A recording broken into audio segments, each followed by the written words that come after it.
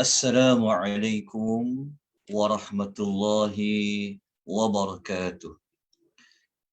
Alhamdulillahilladzi bini'matihi tatimmus salihat wassalatu wassalamu ala Rasulillah wa ala alihi wa sahbihi wa man wala amma ba'd. Muslimin, muslimat, rahimani wa rahimakumullah.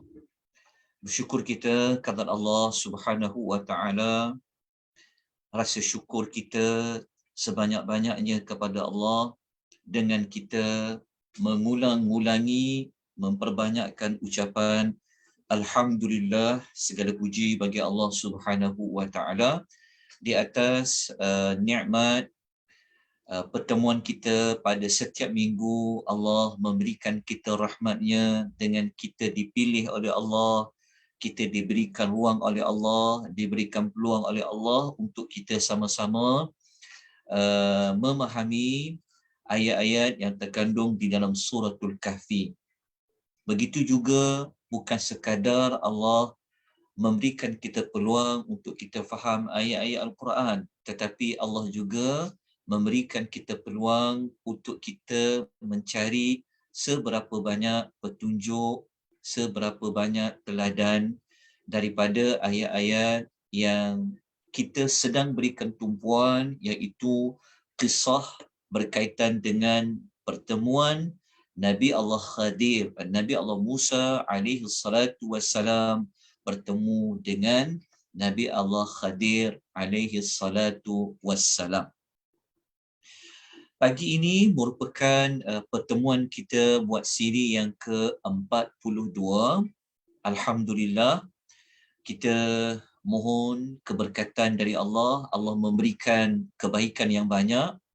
Pertemuan kita 1 jam pada pagi ini, yang mana kita insya-Allah akan melanjutkan ayat yang berikutnya, iaitu ayat nombor 81. Kita akan masuk kepada ayat nombor yang ke-80. Maafkan saya. Pagi ini kita mulakan perbincangan tentang keterangan dan tafsiran ayat nombor 80 hingga 81. Ayat 80 dan ayat nombor 81 ini merupakan jawapan daripada Nabi Allah Khadir, penerangan, penjelasan tentang apa yang telah beliau lakukan yang nampak dari sudut zahir macam perbuatan mungkar, tetapi pada ilmu yang Allah beri kepada Khadir, sebenarnya ia ada hikmahnya yang tersendiri. Jadi ayat nombor 80 dan 81 ini adalah penerangan tentang hikmah peristiwa yang kedua. Peristiwa yang kedua adalah merujuk peristiwa Nabi Allah Khadir alaihi salam telah membunuh seorang ghulam. Seorang budak yang belum lagi sampai kepada umur baligh. Jadi kenapa beliau telah membunuh seorang ghulam? Maka ayat nombor 80 Nabi Allah Khadir alaihi salatu wassalam memberikan penerangan. A'udzu billahi minasyaitonir rajim. Kita lihat. Okey. Dia kata wa ammal ghulamu, dan adapun budak lelaki itu. Okey, budak lelaki itu. Okey, perkataan ghulam ini kita telah jumpa sebelum ini pada keterangan ayat nombor 74. Ayat nombor 74. Jadi ayat 80 dan 81 ni, ini adalah jawapan kepada peristiwa yang disebutkan pada ayat yang ke-74. Jadi tuan-tuan boleh lihat pada ayat nombor 74. Okay. Yang mana kata Nabi Allah Khadir, dan adapun budak lelaki itu, fakana abawahu, iaitu kedua ibu bapanya mu'minaini adalah di kalangan orang yang beriman. Jadi budak lelaki yang telah dibunuh oleh Nabi Khadir itu, ibu dia, bapa dia adalah orang yang beriman. Okay. Fakhashina, maka kami bimbang. Okay, kami dekat sini adalah merujuk kepada ucapan Nabi Allah Khadir. Dia kata, maka kami bimbang, kami takut, ayyurhiqahuma tughyanau wa kufra, bahawa dia dekat sini merujuk kepada ghulam tadi, budak yang dibunuh itu. Okay, Nabi Allah Khadir mengatakan kami takut bahawa dia akan mendesak, yurhiqahuma, mendesak, memaksa mereka berdua. Huma merujuk kepada abawahu. Dia, Nabi Allah Khadir kata dia bimbang, dia takut nanti budak itu akan mendesak, paksa kedua ibu bapa mereka menjadi tughyana, menjadi orang yang melakukan perbuatan zalim dan wa kufra, dan melakukan perbuatan yang membawa kepada kekafiran. Okay, ini penerangan yang dijelaskan oleh Nabi Allah Khadir. Okay, adakah tindakan Nabi Allah Khadir ini adalah perintah dari Allah? Kita akan lihat nanti pada penghujung kisah ini, iaitu ayat penghujung tu. Maksudnya nanti kita akan jumpa pada ayat nombor 82. InsyaAllah kita akan jumpa pada ayat nombor 82. Siapa sebenarnya yang memberikan arahan kepada Nabi Allah Khadir untuk membunuh budak ini? Okay. Kemudian Nabi Allah Khadir mengatakan, dia kata, dekat sini kita dah tahu alasan dia, budak ini dia akan mendesak ibu bapa mereka menjadi zalim dan kufur. Okey. Kemudian diterangkan, kalau diterangkan fa aradna ayyubdilahuma rabbuhuma khaira. Okey. Maka kami berharap agar Tuhan mereka,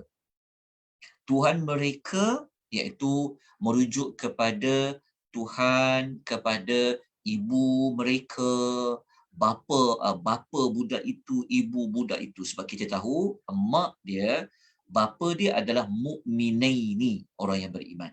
Okay, jadi kata kami berharap supaya Rabb mereka, okay, menggantikan seorang anak lain, okay, anak yang sifatnya macam mana? Minhu zakatan, yang lebih bersih jiwanya, wa aqraba ruhma, dan lebih mesra kasih sayangnya. Jadi Nabi Allah Khadir menerangkan, walaupun budak yang dia bunuh itu, tetapi nanti Allah Ta'ala akan gantikan dengan anak yang lain, yang anak yang lain itu akan lebih bersih jiwanya dan lebih banyak kasih sayangnya kepada kedua orang tuanya, kepada ghulam tersebut. Kenapa Nabi Allah Khadir menggunakan perkataan zakata yang bersih jiwanya? Okay. Ayat ini ada perkaitan persamaan dengan ucapan Nabi Allah Musa.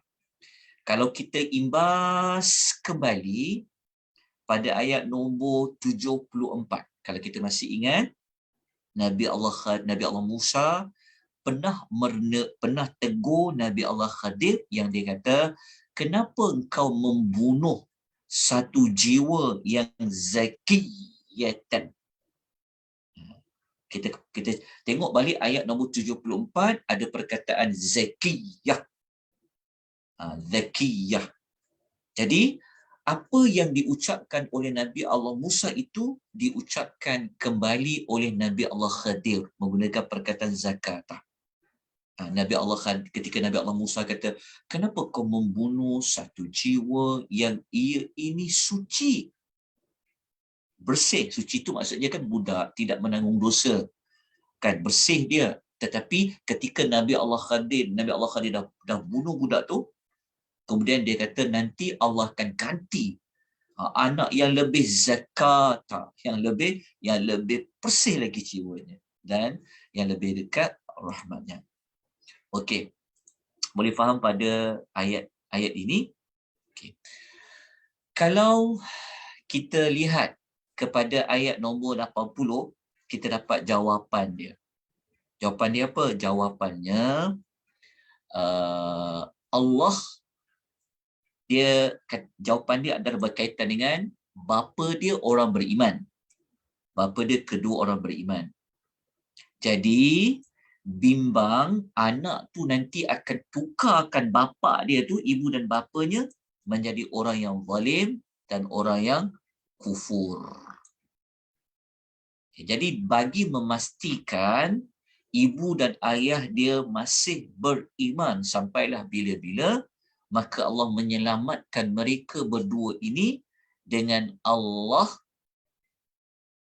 memberikan wahyu kepada Nabi Allah Khadir supaya dibunuh budak ini. Sebab budak ini kalau dia membesar, dia akan menyebabkan ibu dan ayah dia itu menjadi zalim dan kufur. Okay.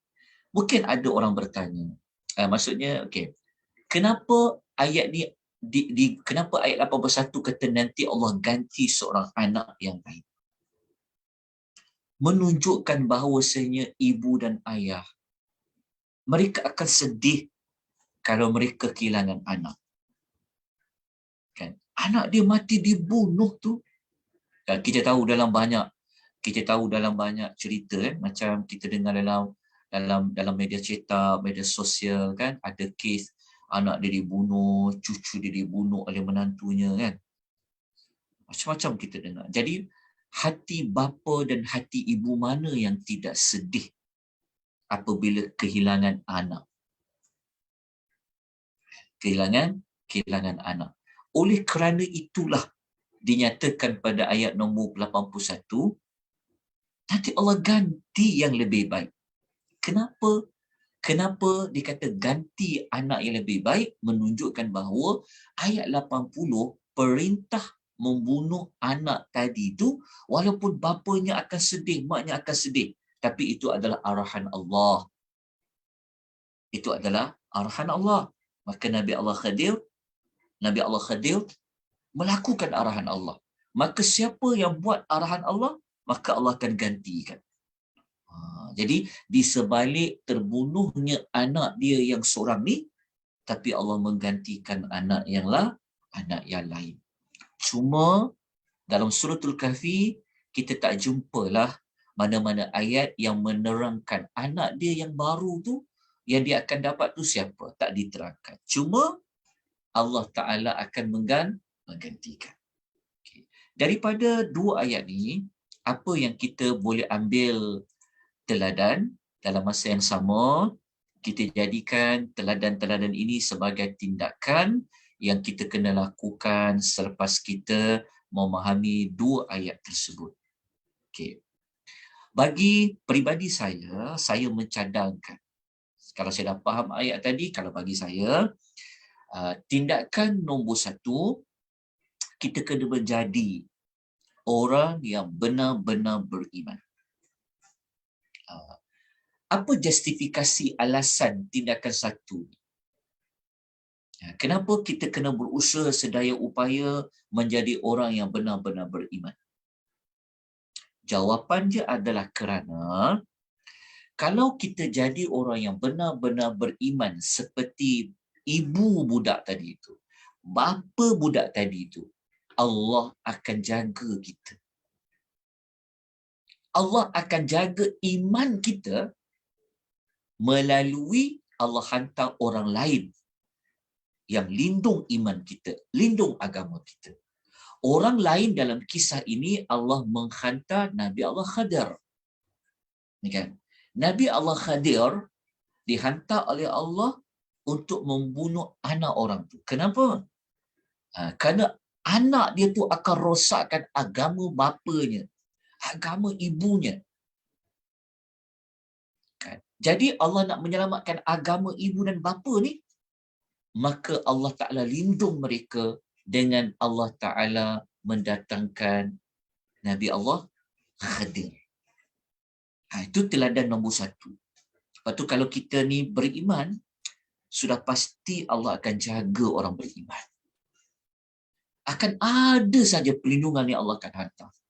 Kenapa perkara ini Allah Ta'ala datangkan dalam konsep menyelamatkan iman? Kalau kita masih ingat lagi, apa tujuan surah Al-Kahfi ini diturunkan? Apa tujuan dia? Kita kan dah sebut bahawasanya tujuan surah Al-Kahfi ini adalah Allah Ta'ala nak suruh kita kembali kepada Allah. Berlindunglah kepada Allah. Dengan kita melalui zaman yang pelbagai fitnah. Zaman sekarang ni iman boleh jadi runtuh. Kita tahu kan kisah komedian kan, yang mengaku dia hafal 15 juzuk Al-Quran kan. Hafal Quran tu 15 juzuk. Contoh, macam mana imannya boleh menjadi goyah. Kita seorang Muslim, kita doakan semoga beliau itu Allah berikan hidayatul taufiq. Dia insaf, dia bertaubat, dia tahu kesalahan dia. Nak menunjukkan akhir zaman ni, iman ni menjadi mudah untuk digoyah, mudah goyah. Sebab itu Allah datangkan kisah Ashabul Kahfi tu. Selamatkan iman kamu tu. Walaupun kamu terpaksa tinggal segala-galanya, menyoroklah dalam gua. Contoh, begitu juga Allah datangkan. Kalau iman kita ni, ya, kita dengan berumur, kadang-kadang semangat kita kurang, makin lama makin kurang dengan zaman fitnah kiri dan kanan, depan dan belakang ni. Dalam media sosial boleh fitnah kepada agama, iman kita boleh tergugat. Ya ke? Ya ke? Kita boleh jadi boleh menjadi orang yang ragu-ragu. Maka kalau kita benar-benar beriman, Allah akan hantar orang-orang yang lindung agama kita. Mungkin kawan-kawan kita, Allah bagi dapat kawan yang baik-baik. Kan? Dia ingatkan kita, kita rasa iman kita terjaga. Itulah seperti mana didatangkan Nabi Allah Khadir. Itu bagi teladan yang pertama. Okay. Teladan yang kedua yang kita boleh ambil daripada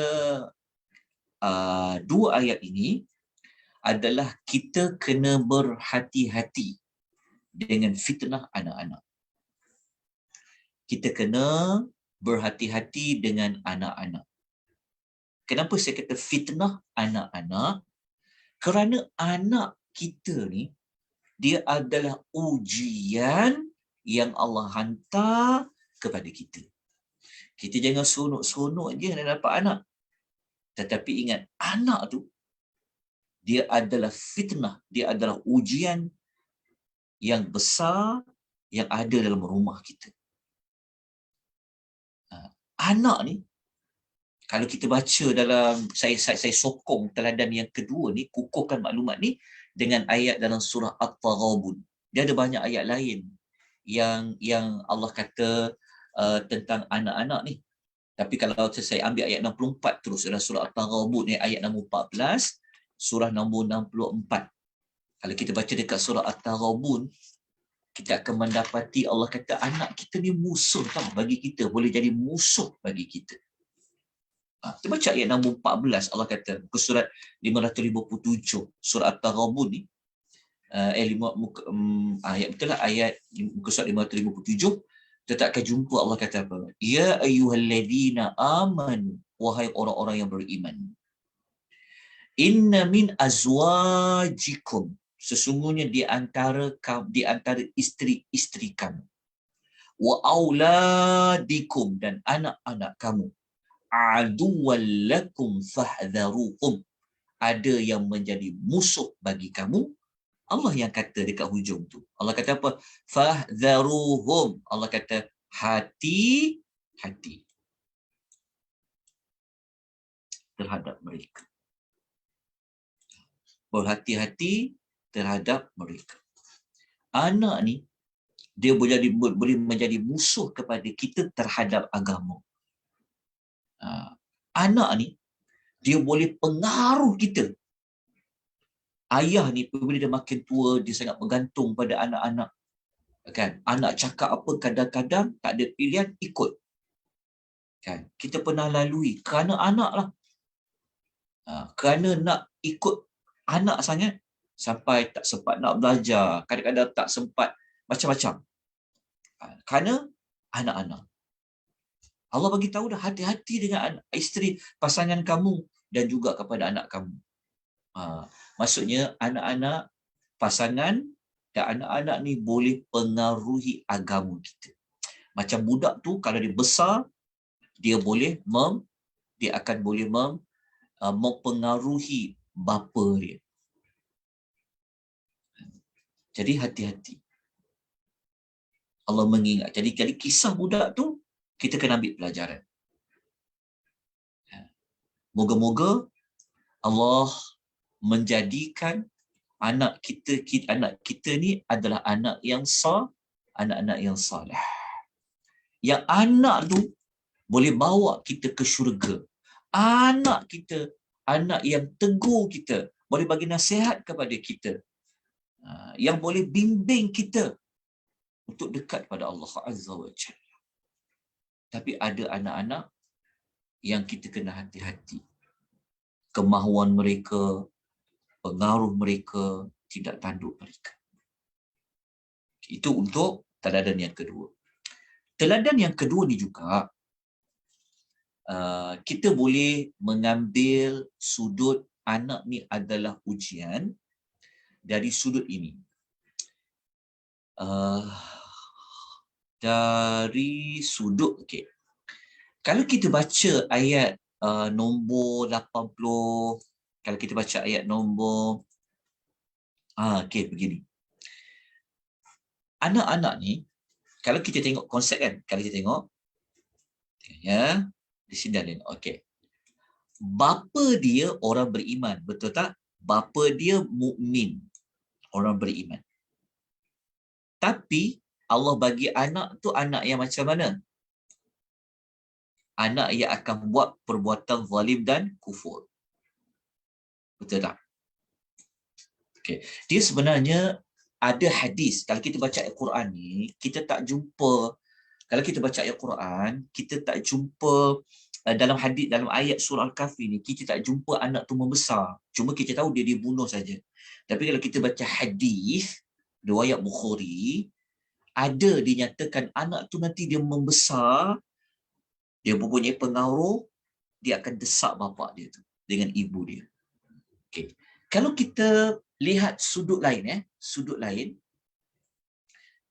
kenapa Allah bagi anak yang jahat, tapi ibu beriman, bapa beriman? Kalau ikut form, kalau ikut yang logiknya kan, kalau kita nak, bapa dia beriman, mak dia beriman, tentulah anak dia beriman. Tetapi dekat ayat ni menunjukkan kita contoh, tidak semestinya bapa dia beriman, mak dia beriman, Allah akan bagi anak yang iman, anak yang beriman. Tidak semestinya. Sebab kita kata tadi bahawasanya anak-anak ini merupakan ujian oleh Allah Azza wa Jalla. Okey, kalau tuan-tuan nak ambil satu lagi ayat, saya tertinggal ayat ni, ya Allah, sayangnya tertinggal ayat ni. Ayat dia ni. Ini kan ayat nombor 14. Kan ayat nombor 14 kan? Surah At-Taghabun. Dia ada ayat nombor 15. Kita baca ayat nombor 15, surah At-Taghabun. Mungkin Kak Liza atau Fasyaida boleh kongsikan ayat tu di ruangan chat. Ayat 15 ni, Allah kata terang-terang anak tu fitnah. Innama Allah. Syairah dah kongsi dah. Ada Okey. Tengok ayat nombor 15 tu, innama amwalukum wa auladukum fitnah. Kita baca 15 kan, Allah kata sesungguhnya harta kamu, anak-anak kamu tu adalah ujian. Jadi Allah jadikan walaupun bapa dia beriman, mak dia beriman, tapi ujian dia dapat anak yang tidak beriman. Kenapa? Kerana anak itu adalah ujian. Jadi kita janganlah rasa seperti kecewa. Kita rasa macam, kenapa aku orang yang belajar Quran, aku yang ustazah, aku ustaz, aku belajar ilmu agama, tapi kenapa anak aku tak nak hafal Quran ya? Kenapa anak aku ni jadi contoh. Allah boleh lakukan. Begitu juga kadang-kadang mak ayah dia tak beriman pun. Mak ayah dah biasa dah, tapi anak dia masya-Allah saleh. Itu juga adalah ujian. Allah bagi tahu. Okey, itu sudut pandang yang lain. Okey. Kemudian kita terus pergi kepada teladan yang ketiga. Okey. Teladan yang ketiga yang kita dapat belajar di sini adalah bersangka baik terhadap segala ketetapan Allah Subhanahu wa taala. Okey. Mungkin kita kurang jelas tentang tindakan ketiga ni, maksudnya macam ni. Okey. Siapa yang menentukan dalam kisah ini anak dia itu dibunuh? Jawapan dia, Allah yang menetapkan anaknya itu sebelum membesar kena dibunuh. Okay. Itu ketetapan Allah kan? Okey. Segala ketetapan Allah pasti ada kebaikan. Apa kebaikan yang Allah nak bagi? Allah ganti pula anak lain yang lebih zakata wa aqraba ruhma. Kita tengok pada ayat ni kan. Tengok, mati seorang anak, Allah ganti dengan anak yang lain yang lebih baik.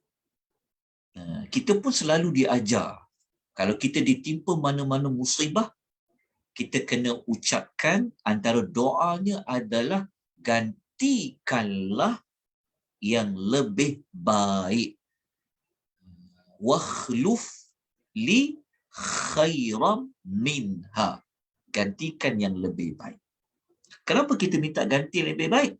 Kerana yang mengambil itu, yang meletakkan ketetapan itu, yang mendatangkan musibah itu adalah Allah. Seperti mana Allah menetapkan bahawa anak ini sebelum dia membesar, dia akan mati dibunuh. Tetapi ketetapan Allah itu, jika dihayati, difahami, Allah akan mengganti yang lebih baik. Sebab itu kita letakkan pada teladan nombor 3, bersangka baik terhadap segala ketetapan Allah Azza wa Jalla. Kalau Allah matikan insan-insan yang tersayang di sekeliling kita, pasti ada kebaikan. Kita jangan faham ganti itu mesti dapat insan yang sama. Contoh kalau macam Allah matikan bapa kita, mak kita, kita tak dapatlah mak yang baru, bapa yang baru. Ada orang dia dapat juga mak baru, bapa yang baru, contoh. Tapi Allah Ta'ala tahu, kalau kamu ni masih ada ayah, kamu akan bertambah dosa kamu akan menyebabkan kamu ni jadi anak derhaka. Boleh jadi juga Allah buat macam tu. Begitu juga Allah mengambil mana-mana anak yang disayang. Hati ibu mana yang tak sedih? Tetapi apabila kita baca ayat ni, kita yakin bahawasanya pasti ada kebaikan di sebalik ketetapan Allah Subhanahu wa taala. Baik, kita teruskan dengan ayat yang berikutnya, iaitu ayat yang ke 82. Dari 80 nombor 1 kan? Okey, 82. Okey. Ayat nombor 82 ni adalah ayat yang menjelaskan peristiwa ketiga. Peristiwa ketiga ni adalah peristiwa yang mana Nabi Allah Khadir dengan Nabi Allah Musa alaihi wassalam, mereka pergi, mereka sampai kepada sebuah kampung, kota yang kampung itu penduduknya tidak mahu menjamu mereka sebarang makanan.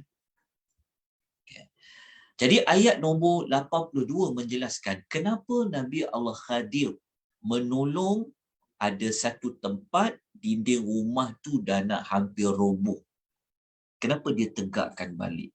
Kenapa dia baiki? Okey, ayat 82 menerangkan. Wa amal jidaru. Dia kata wa amal jidaru, dan ada pun dinding rumah itu.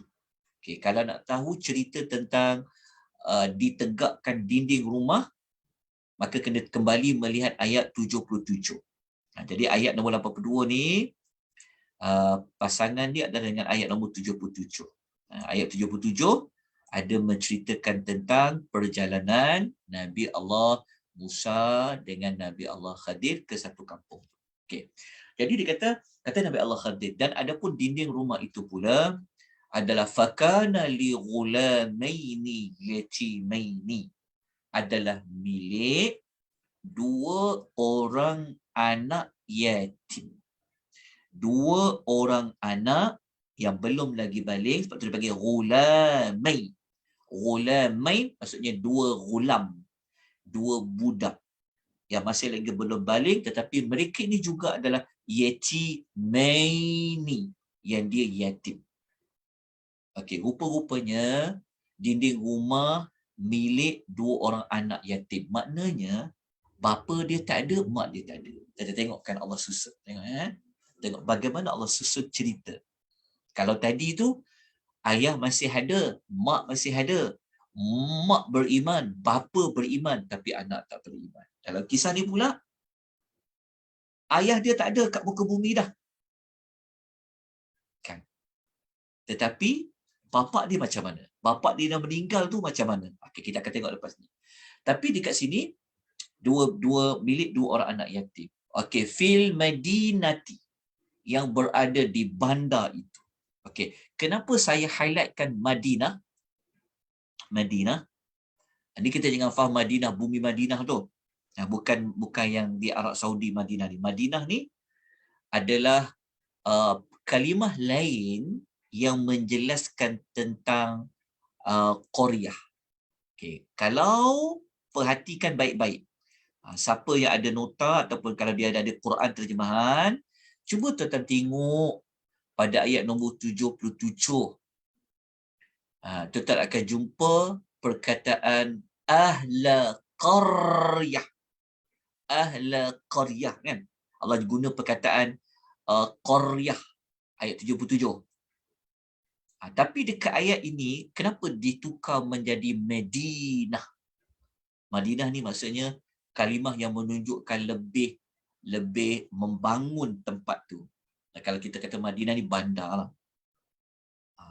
Kenapa ketika ayat 77 Allah menggunakan Qaryah? Dia macam kota, kampung. Tetapi pada ayat ini Allah guna Madinah. Sebenarnya tempat yang sama. Tapi kenapa ditukar ayat dia? Diguna kalimah lain. Ada sebab. Sekali saya cerita. Okay, kena ceritalah. Okey, supaya tak tertinggal. Okey. Kalau kita tak highlight isu ini, mungkin kita akan tidaklah menjadi masalah. Tapi kan ini adalah ayat Quran. Okey. Kenapa Allah guna bandar? Sebenarnya tempat sama pada ayat 77 tu. Dah jumpa tak ayat 77? Allah guna qaryah, ahlal qaryatin. Okey. Kenapa dekat sini Allah guna bandar? Okey. Sebenarnya Allah ikut suasana pada ayat tu. Kalau ayat 77, suasana penduduk itu apa? Penduduk yang bakhil, betul tak? Kan? penduduk yang bakhil. Maka penduduk kampung yang bakhil, maka Allah menggelarkan penduduk kampung tu dengan istilah qaryah. Qaryah ni macam kalimah yang menunjukkan macam kampung yang tidak membangun, kota yang biasa-biasa. Tapi pada kisah Khadir ni, ayat 83 ni, ayat nombor 82 ni, Allah guna Madinah. Kenapa? Kerana suasana ayat 82 ni adalah suasana orang yang pemurah.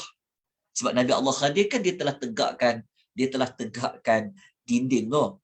Jadilah ayat 82 ni ayat yang menunjukkan kepemurahan, jasa baik Nabi Allah Khadir, sumbangan dia yang dia telah buat kepada penduduk salah sebuah rumah yang dimiliki oleh penduduk kampung itu pada ayat nombor 77. Jadi kalau mana-mana tempat penduduknya bakhil kan, walaupun mereka ini seperti duduk di tempat yang bertamadun lah, civilized lah kata orang, kalau dia bakhil, dia ni sebenarnya bukan orang yang benar-benar bertamadun lah. Contohnya seperti itu. Okay. Kita teruskan lagi, boleh? Okay, lepas tu Nabi Allah Khadir mengatakan, dia kata wa kana tahtahu kanzul lahuma. Dia kata dan di bawah, maksudnya di dalam tanah tu ada kanzun, harta tersimpan. Harta tersimpan. Okay, dekat sini Allah guna apa? Kanzun. Dia berbeza kalau guna kunuz. Kalau guna kunuz, lebih banyak harta. Tapi kat sini, adalah harta budak tu. Okey, harta tu tersimpan. Maknanya orang dulu, dia simpan harta kat mana?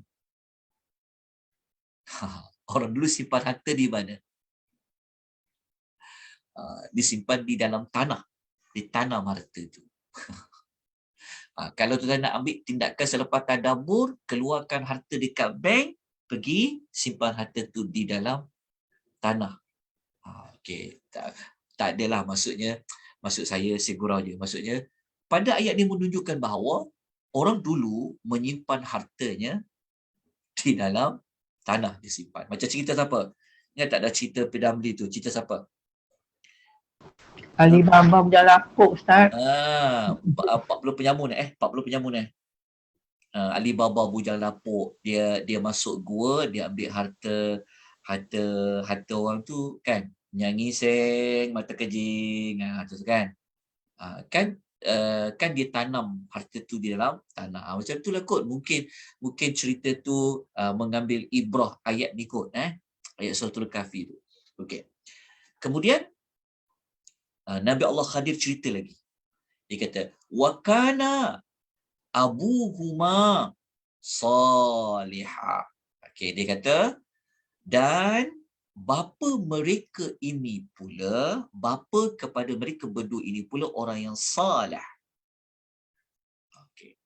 Jadi cerita dia sama.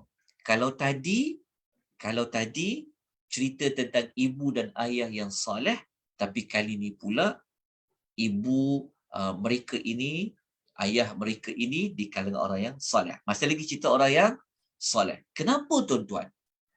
Ayat tadi tentang ibu bapa yang salih, kenapa ayat ni cerita pasal orang yang salih? Ingat tak? Dalam cerita Ashabul Kahfi, cerita orang yang wataknya apa? Watak yang salih kan? Betul kan? Watak yang salih. Disebabkan kesolehan pemuda-pemuda Kahfi itu, siapa yang mendapat tempias dia? Iaitu anjing kan?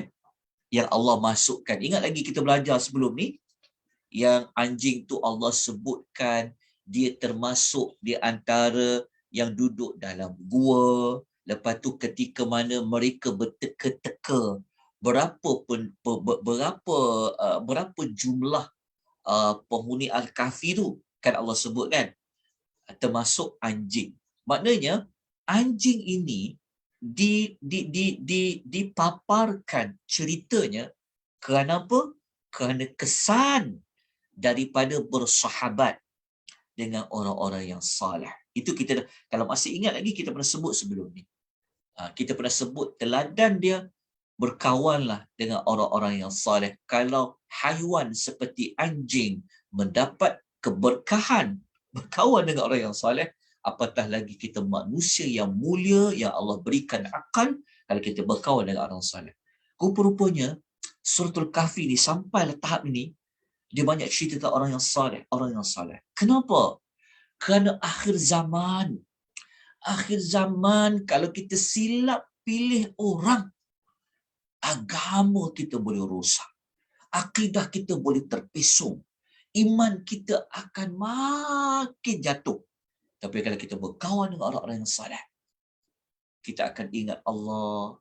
Kalau kita terlupa, ada orang ingatkan. Kita dapat orang yang bagi bimbingan kepada kita. Kita bawa watak yang salih. Okey, kemudian kita nak sambung lagi. Okey. Lepas tu kata Nabi Allah Khadir, fa arada rabbuka, maka Rabb kamu, maka Rabb kamu ayyabluwa. Okey, kenapa dekat sini saya padam sekejap supaya nampak lebih cerah. Okey, kenapa dekat sini Nabi Allah Khadir dia kata Tuhanmu. Tuhan siapa tu? Dia seolah dia kata Tuhan Musa kan? Sebenarnya Tuhan Khadir jugalah, Allah lah tu juga. Tapi kenapa Nabi Khadir dia menggunakan ayat sasarannya kepada maka Tuhan kamu Musa? Kenapa dia kata maka Tuhan kamu? Kenapa dia ada ka dekat sini? Kenapa tak kata Rabbukuma? Kenapa Nabi Khadir kata maka Tuhan kita berdua? Kenapa dia kata maka Tuhanmu? Maka kata para ulama, dikatakan Tuhanmu tu maksudnya dia nak bagi penekanan bahawa yang dia buat tu bukan datangnya daripada Khadir sendiri, tapi dia datang sebenarnya daripada siapa? Daripada arahan Allah. Jadi seolah-olah Nabi Khadir dia kata maka Tuhan kamu Musa yang mengkehendaki an yablugha ashuddahuma wa yastakhrija kanzahuma. Dia kata, Nabi Khadir kata, maka Tuhan kamu wahai Musa yang mengkehendaki supaya apabila mereka ni dah cukup umur baligh kan, cukup umur, dia dapat keluarkan harta mereka yang tersimpan di dalam tanah tu. Okey, dekat sini kalau kita belajar bab menjaga harta anak yatim, bila kita boleh menyerahkan harta anak yatim itu kepada pemiliknya apabila mereka sudah baligh. Contoh, kita ada jaga anak yatim. Anak yatim ni dia ada harta peninggalan bapa dia. Tapi kita ni orang yang menjaga anak yatim tu macam mana nak buat? Duit ada ni 100,000 ni. Kan? Bila nak serahkan? Nak serah ketika dia anak yatim, belum balik, tak boleh ni. Bila nak serahkan? Apabila dia sudah umur baligh. Cuma di Malaysia, kalau ikut enactment dan penjagaan harta anak yatim ni, di Malaysia ni kita bukan hanya melihat pada umur dia baligh. Sebab zaman sekarang, orang baligh ni kadang-kadang belum matang lagi. Kan? Kadang-kadang sekolah rendah dah baligh. Jadi kalau kita pegang pada ayat ni, bapa dia ada tinggalkan duit 100,000. Dia dah balik, kita serahkan duit tu. Tapi budak ni dia masih lagi, anak tu belum lagi matang. Maka di Malaysia, dinaikkan lagi umur tu. Contohnya kalau dia umur 13 tahun dia dah balik. Takkan kita nak bagi 100,000 tu pada budak tu, 100,000 pada umur dia 13 tahun. Macam mana dia nak uruskan duit? Maka di Malaysia kita mengambil maslahah serahkan apabila dia sudah pandai menguruskan wang tu. Macam tu. Tapi kat sini kita belajar ketika sampailah umur balik. Balik. Apa berkaitan dengan yatim? Nak menunjukkan bahawa orang yatim pentakrifannya adalah dia belum baligh. Siapa-siapa yang kematian ayah tetapi dia sudah baligh, dia tak lagi dipanggil anak yatim. Kalau kita pegang kematian ayah semua anak yatim, kita semua ni pun anak yatim kot. Sebab apa? Sebab ayah dah tak ada, ustaz, makcik pun anak yatim juga. Saya pun anak yatim juga sebab ayah dah tak ada. Tapi kita terlupa bahawa di dalam ini ada perkataan ya balugha, cukup umur, maknanya baligh. Nak menunjukkan bahawasanya tempoh baligh ini juga dikaitkan dengan tempoh dinyatakan anak yatim sampai dia baligh. Okey. Kemudian dijelaskan oleh Nabi Allah Khadir, kenapalah kedua anak yatim ni harta mereka yang milik mereka ini, yang ditinggalkan oleh ibu dan ayah mereka ini, Allah Ta'ala jaga? Jawapan dia adalah ni. Rahmatam min Rabbika. Sebagai satu rahmat daripada Tuhanmu. Maksudnya Nabi Allah Khadir, dia kata kalau kita ambil keseluruhan ayat, dia kata kalau kita ambil, saya ulas dalam konteks, ulas dalam bahasa yang mudah, maknanya Nabi Allah Khadir dia kata, apa yang aku buat, tegakkan dinding, salah seorang ahli penduduk kampung itu, aku tak minta upah pun, macam ayat 77 kita belajar sebelum ni kan. Kenapa dia kata? Kerana Allah lah yang menyuruh melakukan apa? Yang menyuruh aku menegakkan dinding itu. Maka tertegaknya dinding itu sehingga terjaganya harta yang disimpan di dalam tanah itu, itulah bukti, itulah kesan daripada rahmat Tuhanmu. Okay. Kemudian Nabi Allah Khadir terang lagi. Dia kata, wa ma fa'altuhu an amri. Kita tengok kat sini. Saya padamkan ni. Dia kata apa? Dia kata, Nabi Allah Khadir kata, dia kata, aku tidak melakukan perbuatan itu menurut pemikiranku sendiri. Menunjukkan apa? Menunjukkan bahawasanya, sekejap saya pandang nampak dia contengnya agak tak kemas kat situ. Okey. Kita ambil daripada ayat ni lah. Okey, sampai dekat sini. Maksud dia apa? Maksud dia kata Khadir, aku tidak buat perbuatan itu menurut pemikiranku sendiri.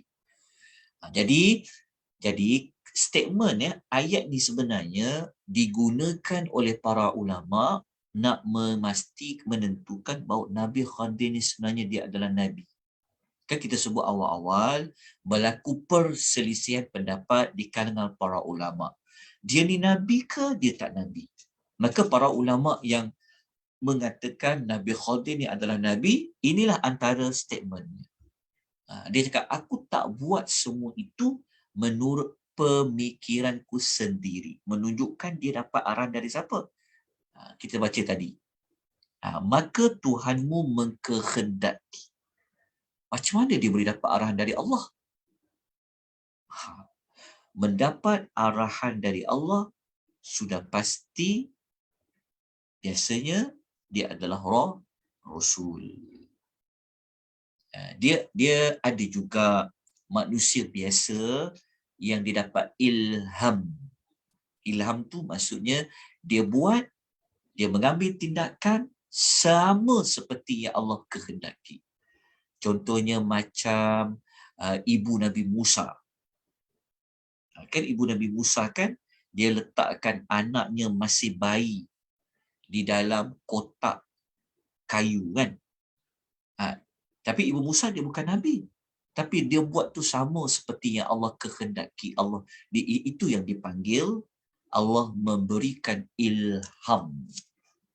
Maksudnya dia fikir nak buat apa dengan anak aku ni. Nanti kalau tentera-tentera Firaun dengar budak bising, menangis, anak lelaki akan dibunuh, maka dia bertindak tu sebenarnya atas ilham yang Allah beri. Macam kita kan, nak fikir idea pun nak buat apa ni, maka dapat ilham kan. Tapi kita ni ilham yang kadang-kadang angan-angan kosong kan. Tapi ada manusia Allah bagi ilham kepada dia, ilham tu datang dari Allah. Tapi dia bukanlah Rasul. Tapi daripada kisah ni, para ulama mengatakan Nabi Allah Khadir itu dia adalah Nabi. Ini di antara dalil lah yang menunjukkan bahawa Nabi Khadir itu adalah Nabi. Kemudian, Nabi Allah Khadir membuat kesimpulan. Ketiga-tiga peristiwa tersebut, dia kata, "Dzalika ta'wilu ma lam tasti' alaihi sabra." Dia kata, demikianlah penjelasan tentang perkara-perkara yang engkau tidak akan dapat bersabar mengenainya. Okey, kenapa saya bulatkan perkataan tasti'? Kan, kalau sebelum ni kita jumpa apa? Kita pernah bincang sebelum ni kan? Mula-mula kan Allah guna perkataan kan dia ada tastati'.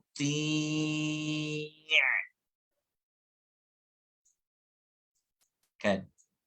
Ta, to, ya, ain. Lepas tu ada ayat tu dia bunyi tastati'. Kita dah ulang dah minggu lepas tu. Tastati', tak ada ya. Kali ni pula langsung tak ada ta terus. Tastati'. Tasti'. Kat sini terus tastati'. Ini apa dia? Tasti'. Lagi pendek ayat dia, kalimah ni. Nak menunjukkan bahawasanya lagi Nabi Allah Musa tahu, maka perkataan mampu itu makin dipendekkan. Okey, itu kehalusan bahasa dia. Okey, daripada cerita ni, sebenarnya saya dah sebut dah beberapa taladan tadi. Okey, sekarang kita tengok apa tindakan yang kita boleh ambil daripada keterangan ayat nombor 82. Maknanya, inilah akhir ayat berkenaan dengan Nabi Allah Musa bertemu Khadir. Sebab ayat 83 dah masuk kisah Dzulqarnain. Maknanya minggu depan kita akan masuk kisah Dzulqarnain. Ayat nombor 83. Okey. Daripada cerita ni, apa yang kita boleh ambil perubahan? Apa yang kita boleh lakukan? Kalau kita belum lakukan, kalau kita dah lakukan, apa yang boleh kita tambah baik? Okey. Pertama, sekejap saya buat berapa ni? Ada 4. Okey, pertama, kita kena berusaha menjadi ibu atau bapa yang soleh. Kenapa? Kalau tadi kita kata nak jadi orang yang beriman kan, Allah akan lindung orang beriman ni. Tapi kenapa dekat sini kita pula kena jadi ibu bapa yang soleh? Keterangan nak jadi orang soleh, doa nak jadi orang soleh, telah kita terangkan dulu. Saya lupalah siri yang keberapa, tapi kita telah terangkan doa para Nabi Ibrahim nak jadi orang yang soleh, Nabi Yusuf nak minta jadi orang yang soleh. Kalau tuan masih ingat lagi, tuan nanti patah balik lihat tindakan selepas tadabbur, selepas ayat nombor 18. Kalau masih ingat dulu kita masa ayat nombor 18 tu, kita telah terangkan tentang kita kena bersama dengan orang yang soleh. Kita terangkan. Tapi dalam konteks ayat ni sekali lagi kita cerita tentang soleh. Sebab apa tuan-tuan puan? Kenapa kita kena jadi bapa, ibu dan bapa yang soleh? Jawapan dia adalah, kalau kita jadi orang yang soleh, ingat, soleh tu apa? Soleh beriman dan buatlah amal soleh. Kitalah menjadi orang yang soleh. Okay, kenapa tuan-tuan perempuan? Kerana, kalau kita mati, kalau kita meninggal, maka kesan kesalehan kita itu akan dapat dirasai oleh waris kita. Kan tadi dua anak yatim, kenapa dua anak yatim ni harta mereka ini terjaga sedangkan mereka tak uruskan harta tu? Kita kan baca sebelum ni, kan penduduk kampung tu kan kedekut, bakhil, nak bagi makan kepada Musa dengan Khadir. Kalau dia tahu ada harta, memang tak akan selamatlah harta dua anak yatim tu. Kalau boleh nak rompak lah. Tapi kenapa Allah jaga? Tersimpan dalam tanah tu. Nak menunjukkan inilah kesan mempunyai bapa yang saleh. Kesan menjadi bapa yang saleh, kalau kita tidak ada kesalehan kita itu, sedikit sebanyak akan dapat kepada waris. Lepas tu kadang-kadang orang bimbang, nanti kalau aku mati macam mana, anakku macam mana lah, kan? Kita ni kadang-kadang memang semua orang akan fikir, macam mana anakku ni boleh hidup tak kalau aku mati? Kalau sekarang ni aku hidup, bolehlah juga aku bagi sikit duit, tampung, pembelanjaan, komitmen. Nanti kalau aku mati, kita kan semua ibu bapa berfikir macam tu kan. Sekarang ni macam mana nak beli rumah ni, payah ni semua.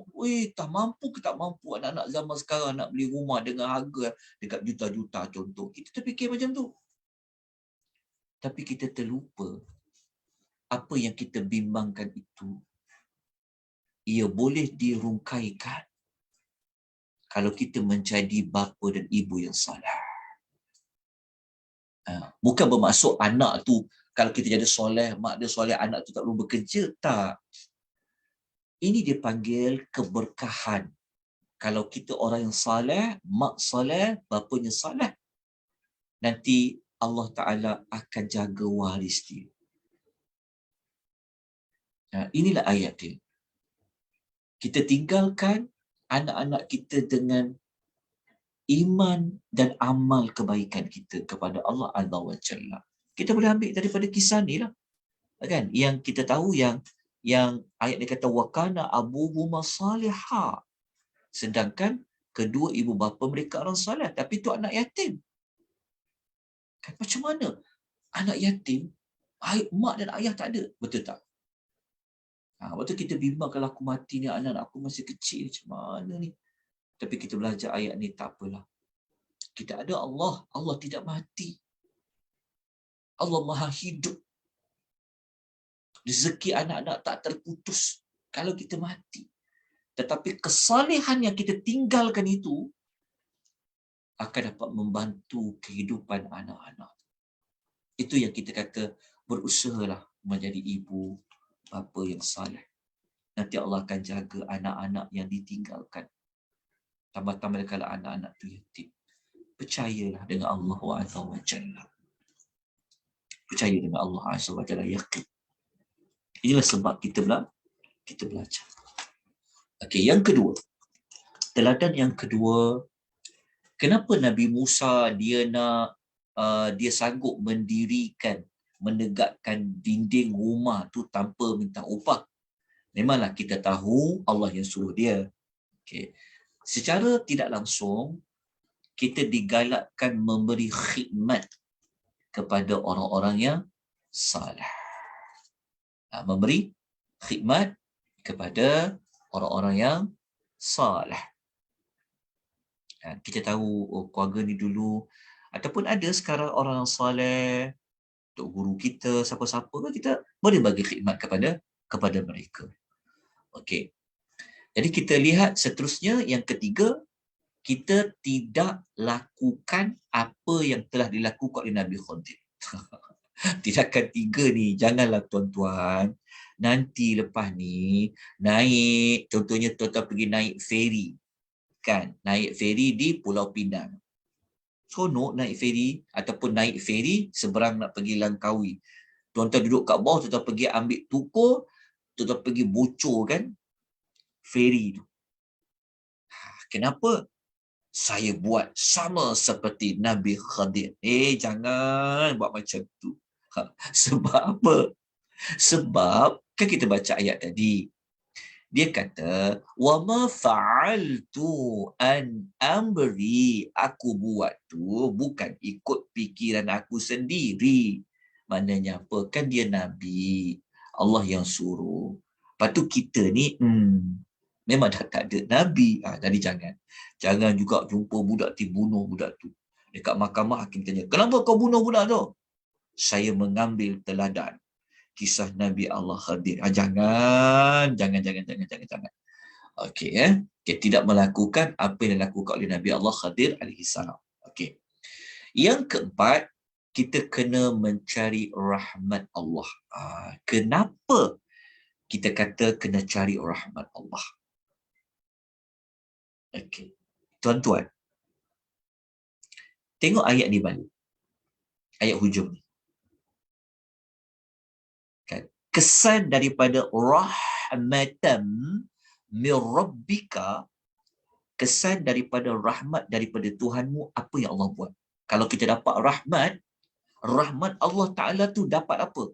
Dalam kes ni, bukti jelas rahmat Allah jaga harta anak yatim tu. Allah jaga anak yatim tu.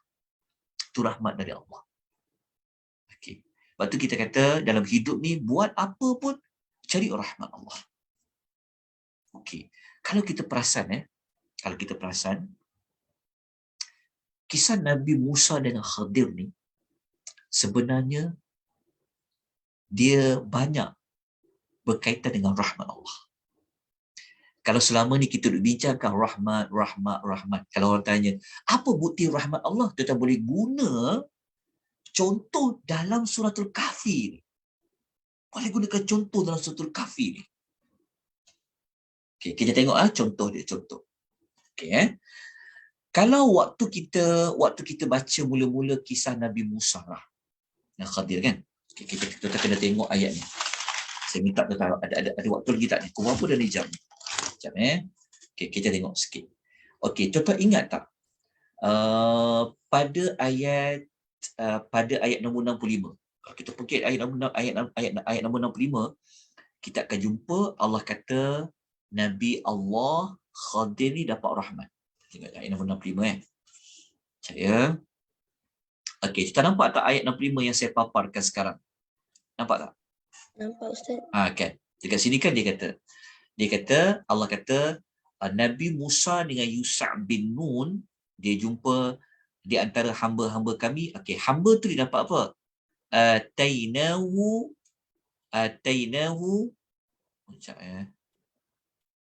rahmatan min indina. Allah kata, okey, yang ini ayat 65 ni seolah-olah Allah memberitahu mula-mula Nabi Khadir tu dia telah dapat apa? Dia telah dapat rahmat. Kami kurniakan kepadanya rahmat. Okey, seolah-olah ayat nombor 65 ni adalah pengenalan, memberitahu Nabi Khadir telah dapat rahmat dari Allah. Okey, dia baru dia bagi tahu. Nabi Khadir telah dapat rahmat dari Allah. Okay. Tetapi belum dijelaskan lagi apa bentuk rahmat itu. Apa kesan kalau dapat rahmat itu. Dijelaskan pada ayat yang berikutnya. Lepas tu kalau kita nak cerita tentang rahmat Allah, kalau kita nak bawa contoh, okey, dalam banyak-banyak manusia yang telah mendapat rahmat Allah, Nabi Allah Khadir. Kita kata. Okey, kesan daripada dia dapat rahmat Allah, apa kesan dia? Okey, kesan dia tengoklah ayat yang berikutnya, ayat yang selanjutnya. Okey, kalau kita baca kisah Nabi Allah Khadir ni, kita akan jumpa sekali lagi rahmat Allah pada ayat yang kita baca tadi tu. Ayat nombor berapa tadi? Ayat nombor 82 kan? Inilah bukti rahmat Allah. Kita jumpa. Rahmatan min rabbika. Okey, maksud dia, kisah Nabi Allah Khadir ni, dia sebenarnya bukti manusia yang dapat rahmat. Manusia yang dapat rahmat ni, dia akan buat tindakan-tindakan ni semuanya bagi rahmat pada orang. Faham tak? Okey, Nabi Allah Khadir dapat rahmat. Maka apabila Allah bagi dia rahmat, maka tindak tanduk dia tu adalah berdasarkan rahmat yang dia dapat tadi tu, maka dia telah membuktikan rahmat yang dia dapat itu dengan dia menyelamatkan, ingat tak peristiwa pertama? Dia telah menyelamatkan perahu yang dimiliki oleh seorang lelaki yang miskin. Kan? Nampak kasih sayang Nabi Allah Khadir tu, rahmat Tuhan tadi tu, menyebabkan dia telah berjaya menyelamatkan harta yang dimiliki oleh seorang lelaki yang miskin, yang dia ini memiliki perahu. Okey. Kisah kedua, rahmat Allah bagi kepada Khadir ini, Khadir telah menyelamatkan iman bapa dan ibu yang kita telah sebutkan tadi itu. Dengan rahmat Allah jugalah kita dapat bukti bahawasanya Allah menyelamatkan harta yang dimiliki oleh 2 orang anak yatim. Okay. Kesimpulan dia pasal rahmat ni, kita tengok dekat sini. Okay, masih ingat lagi tak? Masih ingat lagi? Masih ingat lagi tu maksud dia, ingat lagi tak? Ni kita terangkan mula-mula dulu. Siri pertama saya terangkan. Ni dah siri 42 dah. Siri pertama dulu kita ada terangkan, surah Al-Kahfi merupakan surah yang kedua terbanyak menggunakan perkataan rahmat. Kalau masih ingat lagi. Mula-mula, nota yang mula-mula dulu, siri 1 dulu. Okey. Surah Al-Kahfi, surah yang kedua terbanyak yang mengulang perkataan rahmat. Okey, surah pertama terbanyak surah apa? Okey, surah pertama terbanyak ni. Surah yang pertama terbanyak adalah surah Al-A'raf. Surah Al-A'raf, surah yang paling banyak mengulangi perkataan rahmat. Ada 7 kali. Kita boleh tengok pada ayat yang disenaraikan ni, 49, 52, 56, 57 tu.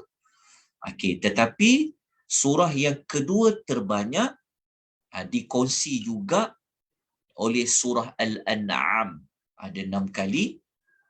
Bersamalah dengan suratul Kahfi, ada 6 kali diulang tentang rahmat. Ayat yang kita baca tadi tu, ayat ni lah. Apa kedua ni? Maknanya sebelum ini, kita dah jumpa, dah cerita tentang rahmat yang Allah bagi pada ayat nombor 10. Ayat nombor 10 ni cerita tentang apa? Ashabul Kahfi kan? Ayat nombor 16. Kita dah jumpa. Ayat nombor 58. Ayat nombor 65. kita kata yang mula-mula dapat rahmat tu. Sampai 2. Satu lagi, kita belum selesai lagi pada ayat nombor 98 ni tentang Zulkarnain. Okay, kita tengok contoh ayat dia. Saya dekat nota tu saya dah bagi dulu ada. Kita tengok contoh ayat ayat 10. Tengok dapat rahmat tentang Ashabul Kahfi. Tuan-tuan, tengok ya. Kesan kalau dapat rahmat Allah, masya-Allah. Allah lindung Ashabul Kahfi ni sehingga mereka tertidur beratus tahun. Allah tidurkan mereka. Okey. Lepas tu pula ni kita jumpa pada ayat 58 sebelum secara umum Allah kata. Lepas tu tengok ayat nombor 65 kita dah sebut tadi. Termasuklah ayat nombor 82 yang kita belajar tadi. Tapi ayat 98 ni belum lagi. Ayat 98 ni cerita Dzulqarnain. Setelah dia percaya membina tembok yang besar, dia kata ini semua adalah daripada rahmat Tuhanku. Okay, jadi surah Al-Kahfi ini surah yang berkisarkan suasananya adalah daripada rahmat Allah, kesan rahmat Allah. Jadi kalau kita nak belajar tentang rahmat Allah, contoh manusia yang dapat rahmat, kesan daripada rahmat Allah Ta'ala ni, bolehlah kita study pada suratul Al-Kahfi. Jadi dalam hidup kita, carilah rahmat Allah. Nak dapat rahmat Allah, ambil tindakan yang kita sebut tadi tu. Kita jadi orang yang saleh, sudah pasti dapat rahmat Allah. Kita jadi orang yang beriman, sudah pasti kita akan dapat rahmat Allah. Apabila kita dapat rahmat Allah ni luas pelbagai sudut. Dari sudut perlindungan, dari sudut penjagaan iman. Macam-macam Allah buat dengan rahmat Allah. Jadi, carilah hidup ini, cari rahmat Allah Subhanahu wa Ta'ala. Kita yang baca Al-Quran ni juga, yang belajar Al-Quran juga, berusaha saban minggu untuk kita mendapat rahmat dari Allah Subhanahu wa Ta'ala. Wallahu Ta'ala a'lam. Maka selesailah kita penutupan siri akhir kisah Nabi Allah Musa bertemu dengan Nabi Allah Khadir alaihi wassalatu wassalam. InsyaAllah minggu depan kita akan masuk kisah Dzulqarnain. Lepas tu nanti saya akan bagi nota tambahan cerita tentang Ya'juj dan Ma'juj. Mungkin minggu depan kita kena cerita pasal Ya'juj dan Ma'juj terlebih dahulu. Lepas tu kita datangkan kisah Dzulqarnain. InsyaAllah. Baik, ada apa-apa persoalan, pertanyaan, semua nota kalau nak ambil, boleh lihat dekat ruangan chat di dalam Zoom ni. Tuan boleh lihat ada dikongsikan link Google Drive ada dinyatakan dekat situ. Okey. Kalau tiada apa-apa lagi, kita jumpa pada minggu yang berikutnya, siri yang ke-43. Mungkin kita bincang terus Ya'juj wa Ma'juj. InsyaAllah. Kita jumpa lagi insyaAllah. Saya ucapkan jazakumullahu khaira kepada yang terlibat secara langsung, yang banyak membantu secara langsung dan tidak langsung. Hanya Allah yang boleh memberikan balasan yang terbaik kepada tuan-tuan dan puan. Semoga Allah memberkati kita semua. Aqulu qouli hadza wa astaghfirullahal azim. Wabillahi taufiq wal hidayah. Wassalamu alaikum warahmatullahi wabarakatuh. Waalaikumsalam warahmatullahi wabarakatuh.